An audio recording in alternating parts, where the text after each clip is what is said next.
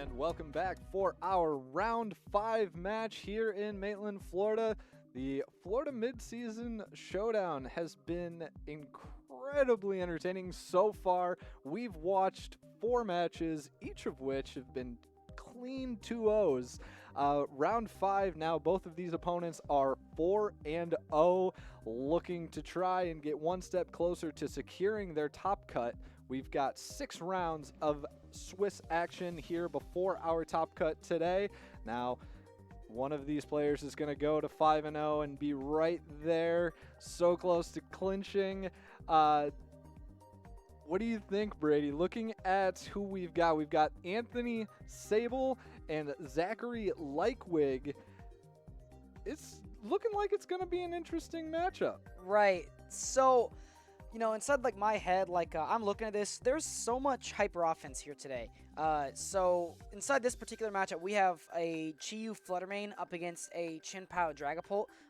So, there's one Tornadus here, not 2 Tornadus. So, I'll go ahead and just say the team. So, Zachary is running a team of Iron Bundle, Indeedee, Fluttermane, King Gambit, Chiyu, and Landorus. Whereas Anthony is running a team of Dragapult, Goldango, Urshifu Rapid Strike, Chinpao, Tornadus, and Amoonguss. So what I immediately is coming to my head is, first of all, we're going to see a lot of bursts. It's going to be a very, very quick kind of gameplay. Number 2 is that Zachary's only form of hard speed control is Indeedee. There is technically an Icy Wind from Iron Bundle, but that won't really be that helpful because there is Tailwind plus a Dragapult, and that just outspeeds Iron Bundle.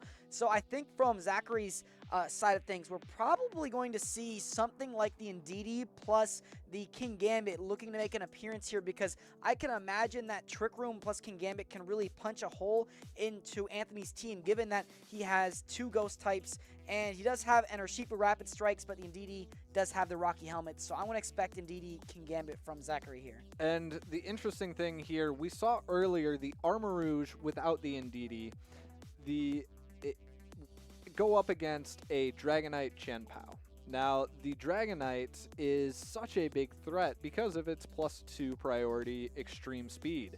In this situation, we've got the Indeedee without the Armarouge, but it's going up against a Chenpao Dragapult combination. Now, Dragapult doesn't need to rely on that priority move in order for it to deal a lot of damage. It is already naturally so fast that the Psychic Terrain isn't going to give Zach as big of a benefit as it would if he was up against a Dragonite. And there's one last thing I really feel like I need to mention, is that this Dragapult is actually not a Terra Ghost Dragapult like we saw get second at Worlds and also win Internats, the NAIC. From what it is inside this, it's a Terra Dragon Dragapult. So Anthony's also opted to have Outrage and Dragon Darts. So that's going to be very cool to see how that plays inside of here. Now, that being said, because it is Terra Dragon and its only way to hit Fluttermane is with Phantom Force, I can imagine Fluttermane being brought from Zachary to kind of abuse that hole that is created by using the Terra Dragon instead of the Terra Ghost. Absolutely, and with a choice band instead of a, say, Focus Sash, if that Dragapult gets hit with a Dazzling Gleam, a Moonblast, now Zach's running a Choice Specs Fluttermane, I don't think Dragapult's sticking around for very long if it takes one of those hits. Also, locking itself into a move with Choice Band, you've got Indeedee, who is naturally a normal and psychic type, so it's immune to the Phantom Force, with a Fairy Terra type and Dazzling Gleam, which would then render it immune to the choice-banded Dragon Darts or Outrage, giving Zach some interesting moves that these first couple of turns that the players have are going to set the tone for the rest of the match and be very indicative of how the games are going to go. Yeah, I feel like this can go a lot of different ways, but we do get right into it. So we see Landorus and Indeedee versus Chinpao and the Dragapult. So what's kind of interesting about this, I was actually kind of fearing that if Zachary did lead with Ndidi, we know this Ndidi does not have Protect, so technically it's a free just outrage to just like knock it out in one shot, or you could go for Terra Dragon Darts if you wanted to, maybe follow up with an Ice Spin or knock out this Landorus. I was thinking that Ndidi is a little bit, it's kind of afraid, like it's very scary to lead Ndidi into Dragapult Qianpao, and I thought the only way this could be possible is if you maybe combined it with something like a Flutter Mane, because the Flutter Mane hard beats the Dragapult Qianpao because Dragapult cannot break Flutter Mane with this current set it has with the Terra Dragon. Qianpao going back for Anthony in favor of Tornadus, removing that Intimidates. Landorus going to U-turn into the Tornadus, initially not wanting to take a 4 times weak ice move from the Qianpao. Zachary going to reset and bring out the King Gambit, a mon that we talked about earlier that looks to be good into Anthony's team. A Choice Banded U-turn does a lot of damage to this Ndidi, and we're getting basically a complete board reset here. And Ndidi left to figure out what it's going to do. Qianpao coming back onto the field, bringing back the Sword of Ruin, and Ndidi. Trick Room. So this is exactly what I was talking about at the very start of the game. I was saying if Zachary could somehow maneuver himself into a position where he has Ndidi plus King Gambit can totally sweep through this entire team in the right condition. You know, like you were talking with me earlier, saying that, you know, once you have Trick Room, you have those 4 turns to just end the game. That's kind of what Zachary's going for here. He's like, great, now I got my Trick Room, let's go in the offense. I'm just going to start Kowtow Cleaving, Dazzling Gleaming, you know, just getting off as much damage as I possibly can within these 4 turns. The King Gambit is carrying Iron Head, which would be super effective into the Qianpao. Ndidi opting for the Follow Me. Kowtow Cleave going into the Tornadus, able to knock it out right away. Tornadus. That is a fast Tornadus. Yes, it is. Holy cow, King Gambit putting on the moves. Ice Spinner removing the Psychic Terrain, but the Rocky Helmet going to proc and remove the Focus Sash from Anthony's Qianpao, leaving it open to an Iron Head, a Kowtow Cleave, Chi-Yu coming out on the field for Zachary, and Urshifu Rapid Strike for Anthony. So if I was Urshifu, I would be doing my little happy dance right now because, you know, I see a Chi-Yu, which I can totally hit with a Surging Strikes, and I'll see a King Gambit, which I can totally just close combat. So, you know, I feel like Zachary actually needs to be very careful here. He needs to call which slot the Urshifu is going to be going into, if he's going to be clicking that Surging Strikes on the Chi-Yu, or if he's going to be clicking that close combat in King Gambit. And then he needs to just go on, just like up the damage. Maybe if this Chi-Yu is not very fast, if it's trained in like, you know, no speed, it might be able to underspeed this Urshifu if the Urshifu itself is very fast, and then maybe a double tap with like a Terra Flying Terra Blast plus an Overheat could totally knock out this this King Gambit. But let's see what happens. King Gambit not wanting to risk taking the 4 times weak fighting move, opts to Terra Flying here, and we are going to see a Terra on Anthony's side going to Terra Water. The Urshifu get that extra damage onto the Surging Strikes. So you've got the Terra boost, the critical hit boost. This without the Rocky Helmet as well, Urshifu is looking pretty good. Terra Blast doesn't do half into the Urshifu. Now the return Surging Strikes into the King Gambit. That's a good chunk of damage. Is the Gambit able to hold on after 2? It looks like it. 3. Yep. Yes, it is. So Chi-Yu able to stay on the field. Heat Wave connects on both Pokemon. Urshifu down into the red. Dragapult taking half. 2 turns left of Trick Room, and now we're in a situation where without the Psychic Terrain now being in Trick Room, this King Gambit, if it elects to use Sucker Punch, is going to be faster than either of the other mons. It's going to outpace Urshifu's Aqua Jet. You know, I was about to say that Anthony ended up leaving Zachary's Chi-Yu open for that turn. If you saw that Heat Wave kind of came out. Now Zachary's at a point where if he reads this, he just wins the game. He does not actually read that. He goes for the Sucker Punch. Now, if this Heat Wave does not knock out the Dragapult, this might be... Okay, Dark Pulse. You're right. That's way safer. Very, very, very safe play. He elected to, at that point with the Sucker Punch, knew that it would knock out the Urshifu, went for the 100% accurate move. Last turn of Trick Room here. Now, are we going to see some Protect Mind games on Anthony's side of the field with this Urshifu? So technically, right, if you're Zachary, you have a quote-unquote free play. That free play is Sucker Punching into your Urshifu while also hitting it with the Dark Pulse from your Chi-Yu. Assuming that it does not get this double protect, you basically guarantee you are able to knock it out and then you're able to win the game, depending on what you brought in the back. So the Chin-Pao does go for a protect. I believe this, yeah, we'll see the Sucker Punch, and then a Dark Pulse should also be going into the slot. Or a Heat Wave, gambling actually. If this misses, I believe Zach might just lose. But it does connect, and that should be game. Yes. Well, actually, no, not quite, because, right, so if this Chi-Yu does miss, like, 3 Heat Waves in a row, like, let's just say, if it should be going for Dark Pulse at that point. If it clicks Heat Wave, and if it misses those, Ice Spinner, then Ice Spinner Landorus, and then this might actually not be... Oh! Okay, Anthony's just going to forfeit. I would have played that out, honestly, because, there's always the opportunity that, like, your opponent could maybe choke, they might not click the 100% optimal move, or, something like that. Obviously, in, like, any given situation, that was Zach's game. But it could have gone anyway if Zach maybe clicked Heat Wave and missed, Absolutely, and it was interesting that, at the beginning of this match when we saw, prior to seeing the 4 Mons on the field from both players, we talked about how the first couple of turns were going to really set the pace for the rest of the game.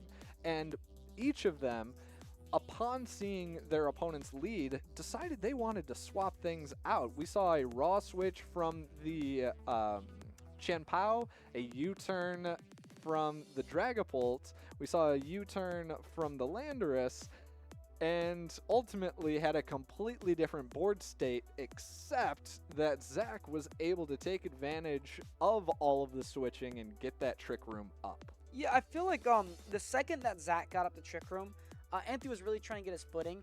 Now, ironically, that actually, if Anthony got that double protect on our Shifu, I think that Zach would have lost that, because then our Trick Room goes down, and then the Urshifu is able to one-hit knock out the Chi-Yu. It's able to one-hit knock out, pretty much just everything on Zachary's team.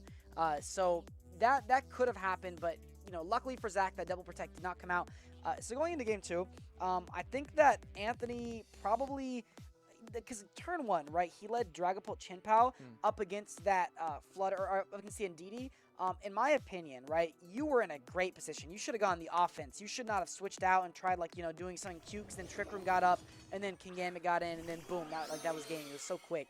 But, let's see how this changes up in this game. And we do see the change in leads. King Gambit and Landorus for Zachary, Dragapult and Amoonguss. The little mushroom that could, and somehow always does, makes its appearance on this game too. So I see exactly what Anthony's doing. Hovering the Terra Water, this is really cool because it allows you to guarantee live this turn. 2, it allows you to get off a Spore. And I talked about Amoonguss a lot today to like someone else who asked us a little bit about Amoonguss off stream. He was just like, oh, like, I see this Amoonguss Pokemon everywhere. Why is it everywhere? The reason why is because all it needs is just 1 turn. So, with Terrestrialization, it gives it a really cool tool inside of its kit to just survive on the turns it really needs to. So I really like what Anthony did here, is to noticing that there is an opportunity to Amoonguss the opponent. So basically what Anthony's going to try to do here is Terra the Amoonguss, puts up to sleep, and then start going on the offense once things go to sleep.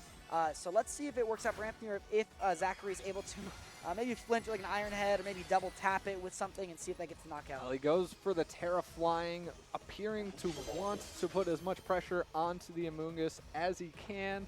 We already saw Amoonguss is going to change its typing, remove that flying type weakness, and go straight to Terra Water.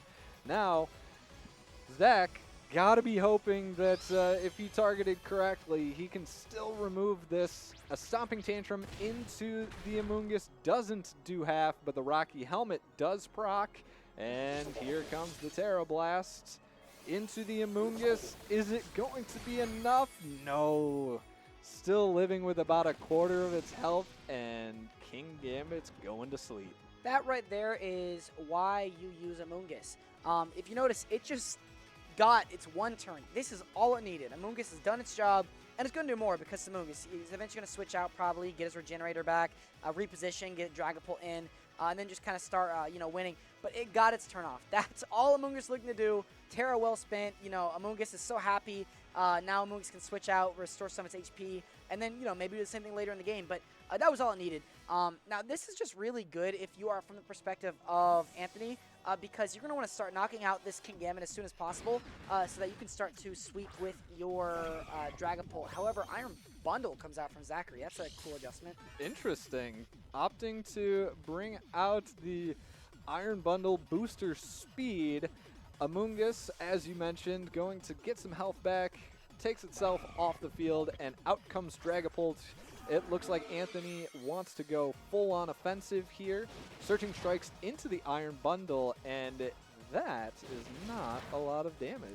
So going Surging Strikes into the Landorus slot, there's, I guess, two reasons why you might not want to do that. Number one, we just saw the obvious one, which the Iron Bundle came in, which I wasn't even focused on that. Iron Bundle wanted to tank it.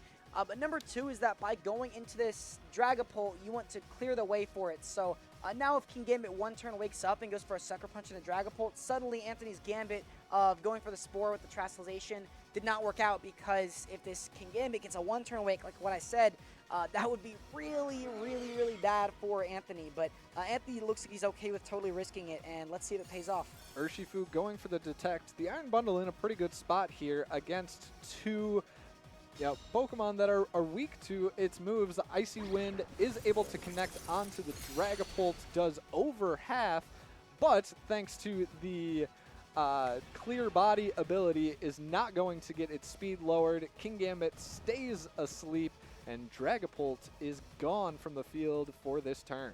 So that is kind of cool. Okay, Phantom Force comes out. First of all, I would not have protected the Urshifu. The only reason why is because, assuming that you're somewhat bulky, which I'm assuming he is, you should live that freeze dry. Number one. Number two is, you're risking sleep turns on this King Gambit. Yes, it didn't wake up that turn, but it's a ticking time bomb. It's just, whenever it wakes up, now it has a free target in this Dragapult and just guarantees it can knock out Dragapult right here. Not to mention, this freeze dry, if it does go into Amoonguss on this turn, because Iron Bundle has... it should. Interesting, though. Icy Wind. With the Icy Wind. Interesting. Not going to hit the Dragapult because it is currently in the Shadow Realm. Going into the Iron Bundle, going to knock it out. It's going to be big to see whether or not King Gambit wakes up, and it does. Where is he heading? Terra Blast. Okay, so two things inside this turn. Into the Amoonguss. Not enough. Yep. Oh, okay, that's crazy.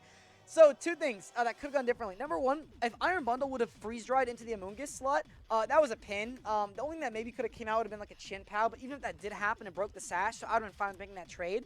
Number two, you had a guaranteed attack onto the Dragapult because it clicked Phantom Force. You could go for a Kowtow Cleave and knock out the Dragapult, and now you do not have a way to knock out this Dragapult in one shot, so it's going to be getting off at least one more attack from the looks of it. And because Dragapult's speed was not lowered, it is still going to be the fastest thing on the field.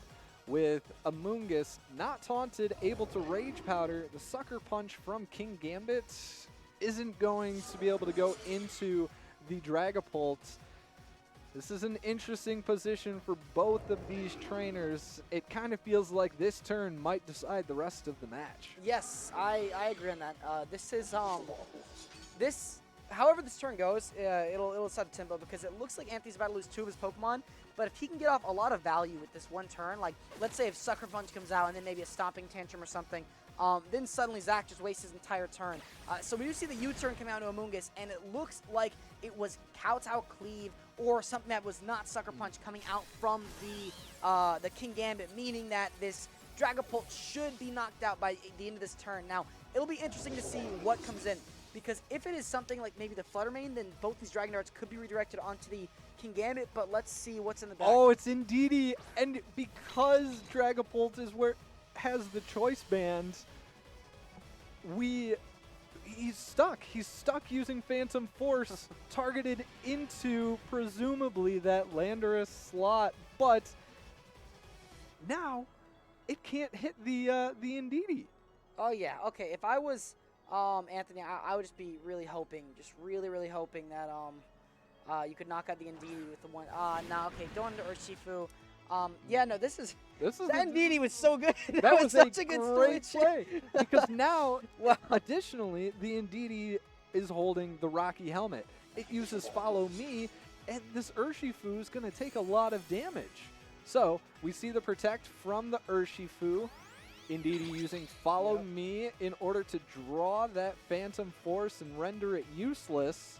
And now it's up to whether or not Zach targeted the... Oh, he targeted the Urshifu. He had a free play there.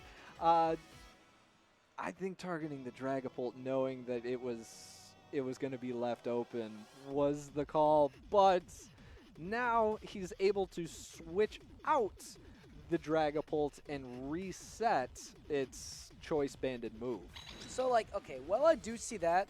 I also do see what Zachary was going for there, and I think it's kind of smart, actually, because, well, you are right. Yes, this Dragapult is going to switch out, and yes, it can totally lock into Dragon Darts in the late game and, maybe an Outrage, get something off. Like, that's cool. But also, it's like, what he did there is just like, he created a slot where it's like Dragapult is literally doing nothing this turn. So, like, it has to switch out, meaning that you can abuse that with this this next attack. So, let's see. Surging Strikes into the Indeedee. Going to hit 3 times, but Urshifu's also going to take 3 shots from this Rocky Helmet. Will it knock out? It may very well. It's going to be 1 close. HP, 1 HP. Oh, and it hangs on. You see the relief from Zach. Wait a minute. No. This is so good for Anthony because now he just gets a free switch into Drag. I guess it The depends. Terra Blast going to be able to take out the Urshifu. Let's see. Does Zach go for... Oh, Zach already used Follow Me. So it depends, right? Because Dragon Dart's going to come out here. The question is Ice Spinner enough to pick up this Kingambit? I don't think it is, because I know Kingambit's so fat. If it does pick it up, then Anthony wins, straight up. We've got the super effective Ice Spinner with a Sword of Ruin, and Kingambit has lost its Dragon resistance because it's gone Terra Flying.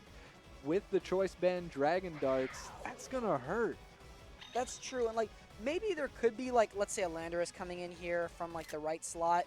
Maybe Landorus comes in from Indeedee and intimidates, but if that does happen, then one Dragon Darts hits the Kingambit, and then this Ice Spinner might be able to pick it up. So I don't really think there's a safe play here from Zachary. So Zachary does end up opting to go for the Follow Me, just redirecting away attacks, which I think is very valid. Dragon Darts, it's only going to attack one Pokemon, even though it does have 2 Dragon Darts. If Pokemon use Follow Me, it always goes in that dead slot. So the question is, does this Ice Spinner pick up the one-hit knockout onto this Kingambit? It does not. It does not pick it up. Now let's see what this Kingambit actually opts to do here. Iron Head. Okay. But we still have the Focus Sash from Qian Pao because the Rocky Helmet wasn't able to proc it. So we've got a Landorus and a low-health Kingambit against this Dragapult that isn't facing any resistances, and priority from the Qian Pao. There's one way that Zach wins. It literally, Rock Slide has to miss this Dragapult right here, right now, or maybe it just doesn't knock out for some reason. That's the other possibility. If that happens, then Anthony definitely wins. But I think it will because of the Sword of Ruin. Miss! No! Who did miss? The Qian Pao! Qian That's Pao! not the one you wanted to miss! Oh wait, the Dragapult! Let's see, does it flinch?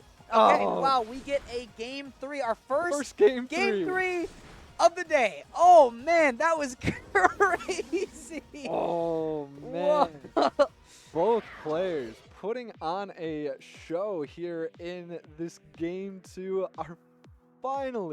Our first Game 3, 5 rounds into this mid-season showdown. That was very well played by both trainers, and looking back on it, I can't really fault either of them for the way that they played. I was gonna say, like, it was around those turns where it was King Gambit plus Ndidi up against the Dragapult and the or Shifu. That was like the defining turn, like, of the King Gambit not going for the knockout onto the Dragapult. That did end up snowballing out of control in that very last turn. If Dragapult was just down, that would have not have gone that way. So we saw that snowball out of control. The other thing is that Anthony was gambling on sleep a lot. His whole strategy was relying on getting that first spore off. But then whenever King Gambit woke up, then the whole gambit that Amoonguss went for there just did not fare the way that Anthony was looking for. So going into game two, I really expect to see Zachary. Like I said, I think he's gonna lean more into like the King Gambit and Ndidi. But I would also not be surprised to see something along the lines of like maybe Fluttermane being brought, because Iron Bundle didn't really do much. It had the opportunity to do a lot. It could have gone for the freeze dry. If Zach's clicking freeze dries instead of icy winds, I think that's a completely different game. Yeah, because like if that freeze dry would have knocked out the Amoonguss, then it would have stopped the rage powder that happened the previous turn that stopped the sucker punch so much. Like it was just like, it was just so close. And that's why we say this game is nothing but a different form of chess, because you've got to know all of the possible moves on the board. And as game 3 starts, we see Fluttermane and Iron Bundle facing off the Chien-Pao and Dragapults. So this right here, Matt, is exactly what I was talking about, and I'm so happy that I'm able to contextualize this, because I said this at the very beginning of game 1. We're finally getting to see it played out. So this Dragapult is Terra Dragon. It is not Terra Ghost, meaning that it has no way to knock out this Fluttermane inside of one shot, unless it clicks Phantom Force on the Fluttermane this turn, and then, like maybe protects Chien-Pao, but that's a gambit. It's like then Amoonguss could come in. Lots of stuff can go wrong with that. But really, this turn 1, Fluttermane currently has a lot of the marbles inside of its direction, so let's see how this goes. So we're going to see the Terra Fairy on the Choice Specs Fluttermane, Chien-Pao protecting. Now, Iron Bundle, the fastest thing on the field, elects for the Icy Wind, trying to reduce the speed of both of these Pokemon. Not going to do it on the Dragapult because of its clear body ability. But a Choice Band U-turn does a lot of damage to that. I mean, Iron Bundle's defense it's high, right? It's really good. Like I saw, I was like, wow, that did. Like, obviously, you have the sort of ruin. But absolutely. Still, that did a lot. Like, if it was a special attack, sure, I completely understand. But wow, that's a lot of damage. Oh, man. A Dazzling Gleam gonna come out, and Goldango is going to eat that. So now we're in an interesting situation where Fluttermane's locked into Dazzling Gleam, and Make It Rain looks pretty good from Anthony's side. Yeah. I was about to say, like, is Iron Bundle in a difficult position, because is the Sucker Punch going to knock it out? So, I see what you're saying. So if Sucker Punch knocks out this Iron Bundle, so okay, like basically like what Zach did here, what Anthony did here, I have to illustrate. Very, very good. Basically by allowing yourself to switch out and then going into your Goldango, you create this wall where your Goldango is not being pressured at all. So this allows you to get a free nasty plot, or maybe go for a Make It Rain if you decided to do that. And like you said, the Sucker Punch. But obviously Ndidi comes in and then, kind of cancels out that whole game plan. But this Goldango in this next turn is still left unchecked. It's actually like the most that Zachary could maybe do is Hydro Pump into the Goldango, but you have leftovers. You're going to be restoring a lot of HP at the end of the turn. Goldango going to -1, but doing half to this Ndidi. So now you can't use Sucker Punch, which it was a great call by Zach, being able to keep Iron Bundle the fastest thing on the field. But now he has to be able to take advantage of that, and he's got 2 Pokemon on the field that aren't really known for their offensive prowess.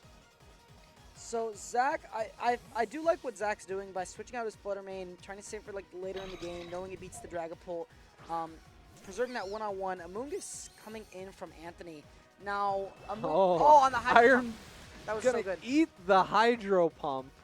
So good. Chen Pao, Ice Spinner, gonna remove the terrain, open up the priority moves once again, but breaks the Focus Sash. The difficult situation being, well, Amoongus can bring him right back up to full and restore that Focus Sash. So, okay. If I had to bet my money on anyone winning right now, I would say Anthony probably has like a 80-90% inside his favor by knocking out the Indeedee. Number one, you get rid of the Trick Room option, which, Trick Room probably is not going to be played here because, Zach has locked in a lot of his fast Pokemon. But, I got to say, basically, this Amoongus right now is currently left unchecked. And then you could, maybe Protect. You could do a Terra Water, kind of like you did that one game. You could Rage Powder. You could go for a, an Ice Spinner and the Landorus.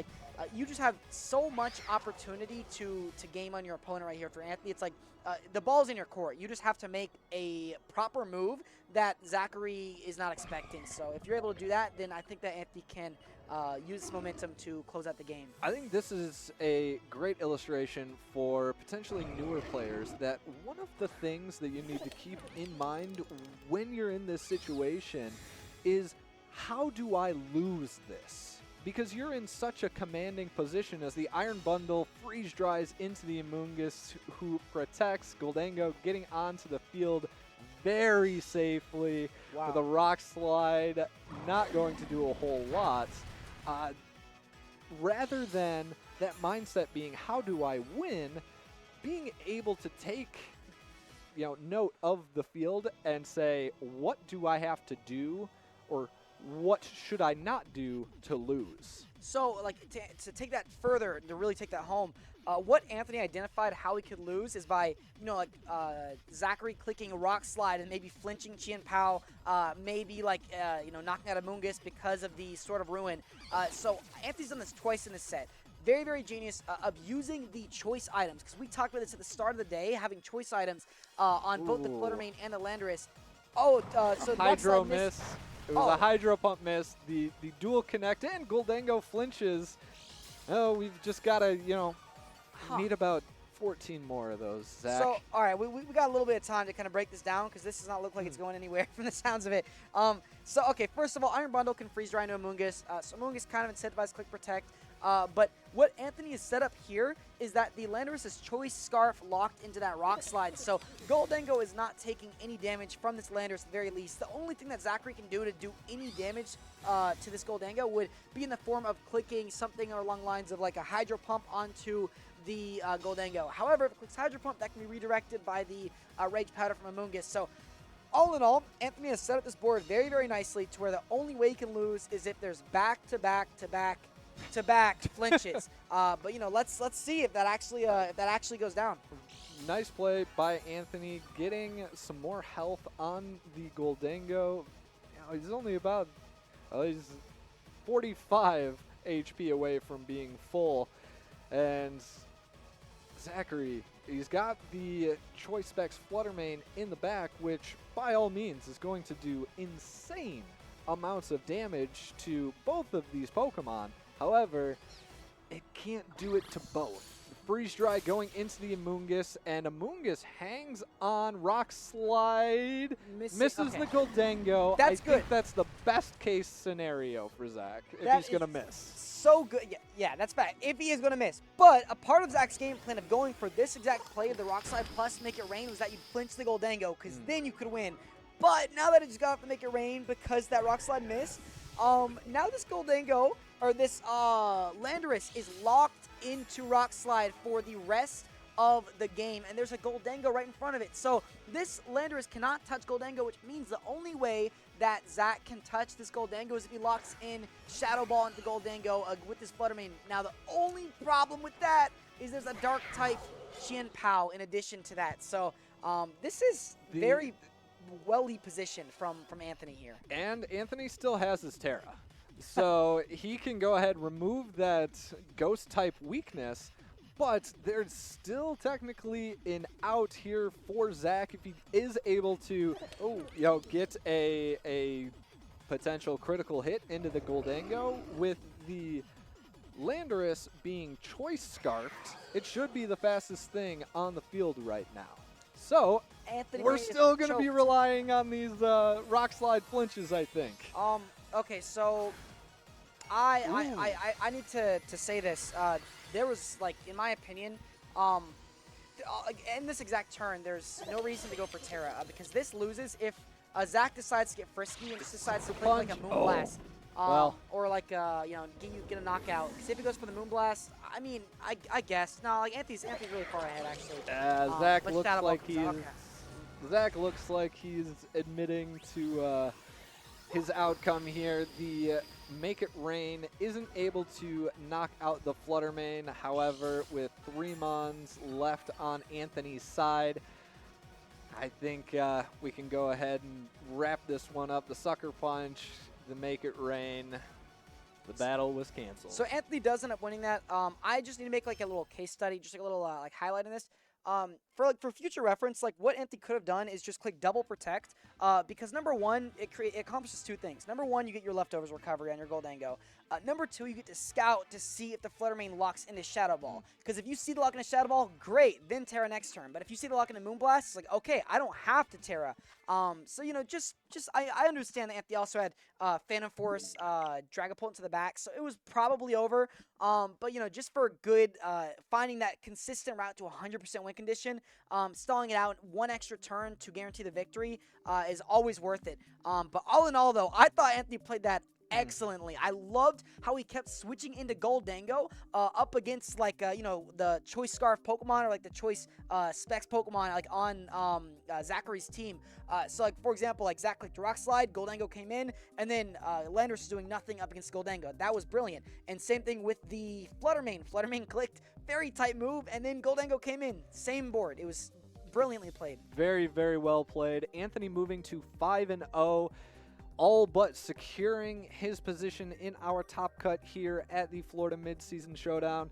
Zach falling to 4-1, but still still 1 more round left to go and see if he can get there. We are going to take a quick break, get set up for round 6, and we'll be back soon with our final round of VGC Swiss.